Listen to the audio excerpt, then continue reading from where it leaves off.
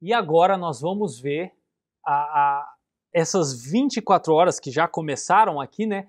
E que vão culminar aí na cruz, que são extremamente agitadas, que é o que a gente vai ver em seguida. Olha só, eles comendo, né? Eles vão partindo para a ceia aí, e eu quero que você abra comigo em Mateus capítulo 26, dos versículos 26 a 29.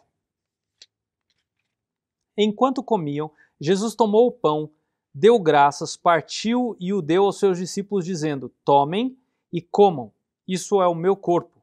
Em seguida tomou o cálice, deu graças e o ofereceu aos discípulos, dizendo: Bebam dele todos vocês. Isto é o meu sangue da aliança, que é derramado em favor de muitos, para perdão dos pecados. Eu lhes digo que, de agora em diante, não beberei deste fruto da videira até aquele dia em que beberei o vinho novo com vocês no reino de meu Pai. Eles estão lá comendo, e aí Jesus pega o pão e deu graças. Provavelmente uma oração tradicional que os judeus faziam, tá, ao agradecer a Deus pelo alimento, que era algo mais ou menos assim: Bendito sejas, ó Senhor nosso Deus, Rei do universo, que trazes o pão da terra. Talvez Jesus tenha dito algumas dessas palavras, a gente não tem como saber, tá? Mas o fato é que ele agradeceu ao próprio Deus. Então ele parte o pão em algumas partes aqui, ele vai distribuindo para os seus discípulos e ele instrui que eles comessem esse pão com as seguintes palavras: Este é o meu corpo. Essa expressão, ela não fazia parte do ritual da Páscoa. Jesus estava apontando cada vez mais para a cruz. Seu corpo como um pão que seria partido, embora os seus ossos não seriam partidos, né? Como a gente sabe.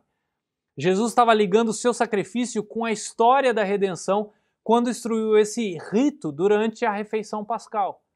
Algo que os judeus ligavam à redenção do Egito, agora seria para associar com a redenção da morte de Jesus na cruz. E em seguida eles tomam o cálice. A palavra grega aí para dar graças é eucharistessas, de onde a gente tira a palavra eucaristia. E é interessante que no versículo 27, todos tomam um cálice, inclusive Judas. Será que aquilo, eu estou levantando uma hipótese aqui, tá, gente? Será que aquilo que Paulo fala em 1 Coríntios 11 sobre não beber de forma indigna a ceia, pois isso vai trazer juízo para si, tem alguma coisa a ver com Judas morrer?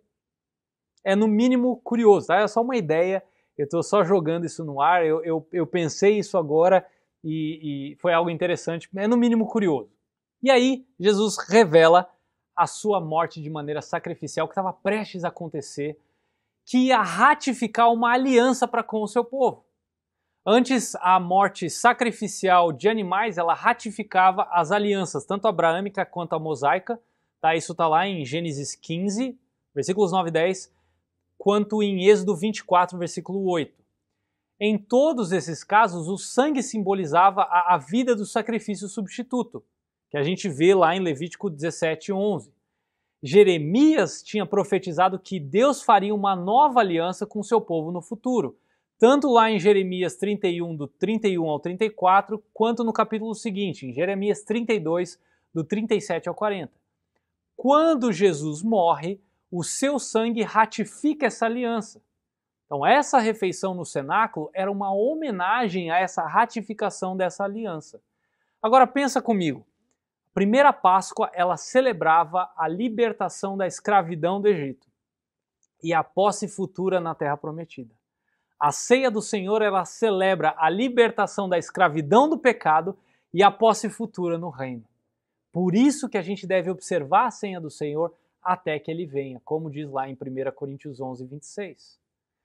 E em seguida, Jesus passa a ensinar aos discípulos, essa última lição privada aí, tá? Que a gente vê em João 13, do 31 até João 18, versículo 1. Jesus prediz que Pedro vai negar ele 3 vezes, ele fortalece os seus discípulos, ele promete o Espírito Santo, ele fala da videira e dos ramos, ele alerta para o ódio do mundo para com seus discípulos, ele fala da obra do ministério do Espírito Santo, ele mostra a tristeza que vai ser transformada em alegria, e aí, por fim, a partir de João 17, Jesus ora. E quando Jesus termina de orar, eles saem cantando. Provavelmente é a última parte do Hallel, que em hebraico significa louvor. É uma oração judaica que começa aí a partir do Salmo 113 e vai até o Salmo 118, que é recitado nas festas judaicas. É possível que, pelo contexto, eles tenham cantado aí do Salmo 114 ao 118, ou do 115 ao 118, tá? Não dá pra gente ter certeza, mas eles costumavam cantar de maneira antifônica, ou seja, o líder, que no caso é Jesus, né, cantava as primeiras linhas e os outros respondiam com um aleluia. E aqui um parênteses, você já se perguntou o que significa aleluia? Essa palavra em hebraico é uma junção de duas palavras. Lembra que ela começa com o H, tá? É o Haleluia, tá? O Halelu, como eu já falei, de Halel, né, significa louvor. E esse Yah, o Haleluia, né, é o nome de Deus, do Deus de Israel, Yahweh, Yahweh. Então, louvem a Deus. Quando você fala aleluia, é isso que você está falando. Legal, né? E é interessante pensar como essa parte dos salmos que Jesus cantou incluiu, se ele de fato cantou isso, né, o compromisso de cumprir os seus votos. Abre comigo aí no Salmo 116, olha os versículos 12 e 13.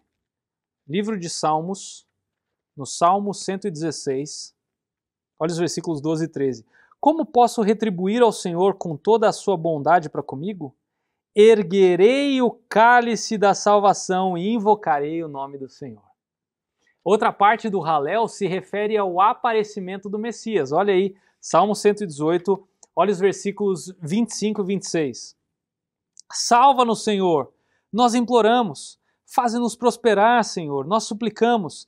Bendito o que vem em nome do Senhor, da casa do Senhor, nós o abençoamos. É fantástico, né? Pensar que Jesus estava cantando esse salmo saindo do cenáculo, é muito legal. E aí eles vão caminhando já para um horário mais tarde da noite e eles vão em direção ao Getsemane, que é o que nós vamos ver na próxima aula.